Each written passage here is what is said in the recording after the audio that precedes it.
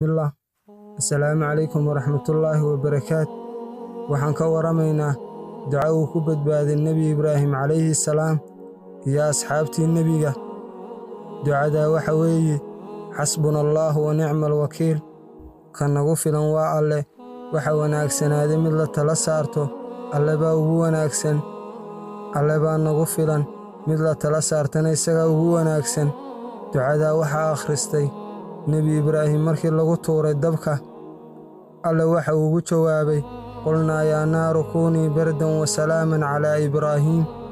Ducadaa markuu ku ducaystay, Alle waxa uu ka badbaadiyey dabkii Alle uu la hadlay. Waxa uu ku yidhi: qulnaa yaa naaru kuunii bardan wa salaaman calaa Ibraahiim.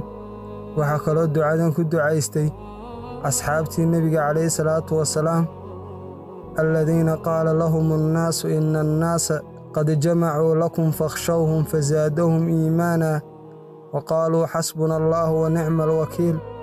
waxaa lagu yidhi asxaabta, gaaladii wayse soo urursadeen ee ka baqa. Asxaabtii iyo nebigu waxay ugu jawaabeen: qaaluu xasbuna allaahu wa nicma alwakiil. Alle baa nagu filan, mid la tala saartana isagaa ugu wanaagsan.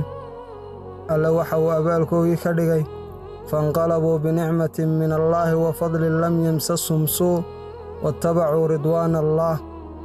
ducadaa ku ducayso mar kastood dareento dhibaato. xasbuna allaahu wa nicma alwakiil. Alle baa nagu filan, mid la tala saartana isagaa ugu wanaagsan. mar kastood dhibaato dareento, waxaad ku celcelisaa ducadan: xasbuna allaahu wa nicma alwakiil. Alle baa nagu filan, mid la tala saartana isagaa ugu wanaagsan. ducadaan ku celcelinno. xalqadeennu maanta halkaa haynoo joogto. wa sala allaahu wasallam calaa nabiyina Muxamed sala allaahu calayhi wasallam.